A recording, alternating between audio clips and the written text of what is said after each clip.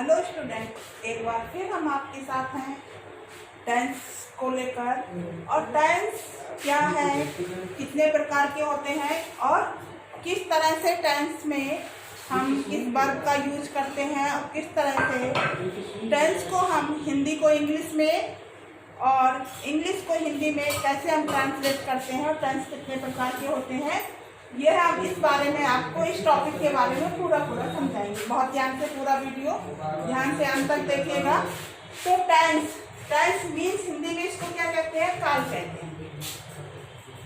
हिंदी में इसको काल कहते हैं। ये 3 प्रकार के होते हैं, ठीक है। टेंस 3 प्रकार के होते हैं। प्रेजेंट,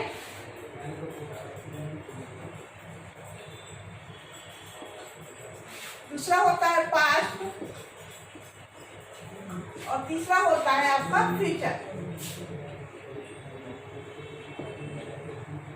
अब इसको हम ऐसे समझ सकते हैं, प्रेजेंट यानी कि वर्तमान काल, ठीक है, वर्तमान काल। पास्ट भूतकाल,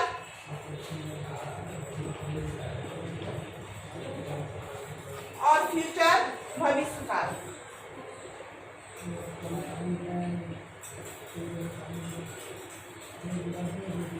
अभी आप अपने क्लास में उदाहरण से समझ सकते हैं। अभी हम मान लीजिए आप 10th क्लास में हैं, 10th क्लास में पढ़ रहे हैं, तो ये प्रेजेंट में आएगा। तो इसकी पहचान क्या है होता है। हम प्रेजेंट में है लगा हो तो आप समझ जाएंगे कि ये प्रेजेंट है। भूतकाल, आपने 9th पास किया था और 9th पास करने के बाद आप 10th क्लास में आए हैं, तो यानी कि था लगा है, तो ये भूतकाल है। और आप 10th को अपना 10th क्लास पास करने के बाद आप 11th क्लास में आएंगे, यानी कि गा जब लगा होता है तो वो भविष्य काल होता है। बहुत ही इजी इसकी जो है पहचान है कि जिस टेंस में है लगा हो वो आपका प्रेजेंट टेंस हो गया, जिसमें था लगा हो वो आपका पास्ट टेंस हो गया, जिसमें गादी के लगा हो वो आपका भविष्य काल हो गया। अब देखिए प्रत्येक टेंस के यानी कि प्रेजेंट, पास्ट और फ्यूचर, प्रत्येक टेंस के इनके भी सब डिवीजन होते हैं। तो इसका पहला होता है इंडेफिनिट,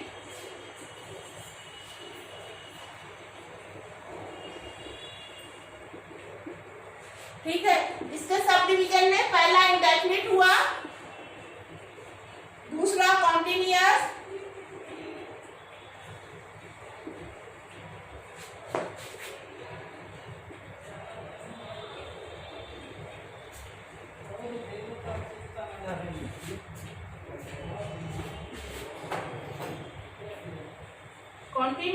और थर्ड हुआ आपका परफेक्ट,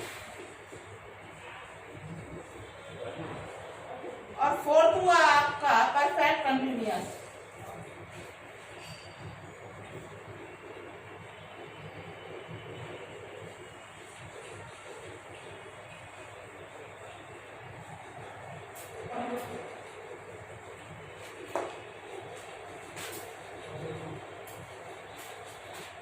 इसी तरह पास्ट में भी ये चारों प्रकार आएंगे, यानी कि इंडेफिनिट, कंटिन्यूअस, परफेक्ट और परफेक्ट कंटिन्यूअस, और फ्यूचर में भी ये चारों प्रकार आएंगे।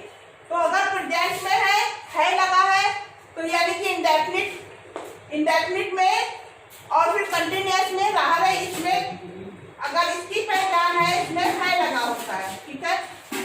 और इसकी पहचान है इसमें रहा,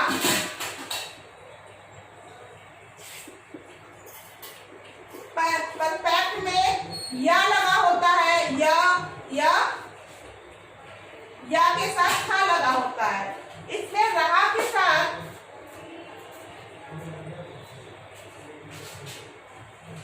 समय दिया रहता है।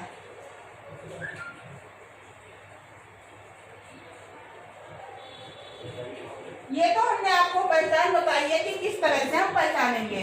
इंडेफिनिट में अगर प्रेजेंट इंडेफिनिट है तो है लगा होगा, और पास्ट इंडेफिनिट है तो था लगा होगा। कंटिन्यूअस है तो रहा था,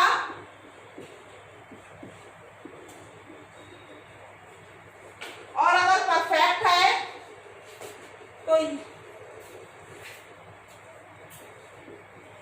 या था, और अगर परफेक्ट कंटिन्यूअस है तो रहा था के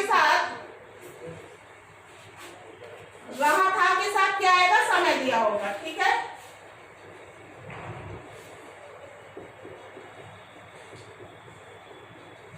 समय। इसी तरह फ्यूचर की पहचान है, फ्यूचर का अगर इंडेफिनिट है तो गागी के लगा होगा, और अगर आपका कंटिन्यूअस है तो रहेगा, रहा होगा। ठीक है, और अगर फ्यूचर है तो गया होगा,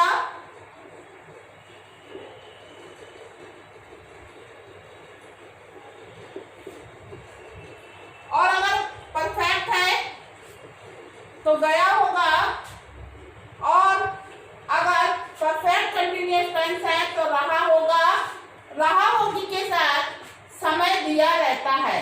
ये तो आपकी पहचान हो गई। आप किसी भी ट्रांसलेशन, कोई भी अगर आप हिंदी से इंग्लिश कर रहे हैं, इंग्लिश, तो उसको बनाते समय आपको अगर ये पहचान याद रखेंगे तो आसानी से आप समझ जाएंगे कि किस सेंटेंस में हमें कौन सा ये सेंटेंस है और कौन से रूल्स याद करना है। अगर हम ये पहचान जाते हैं तो अच्छे से रूल्स जो है इसके साथ हम अप्लाई कर सकते हैं। अगले वीडियो में हम आपको इसके रूल्स बताएंगे कि किस रूल्स के साथ, कौन से बाद में किस टेंस के साथ कौन सा रूल्स यूज होगा, जिससे कि हमारा ट्रांसलेशन परफेक्ट बन जाए। ये आपको नेक्स्ट वीडियो में बताएंगे।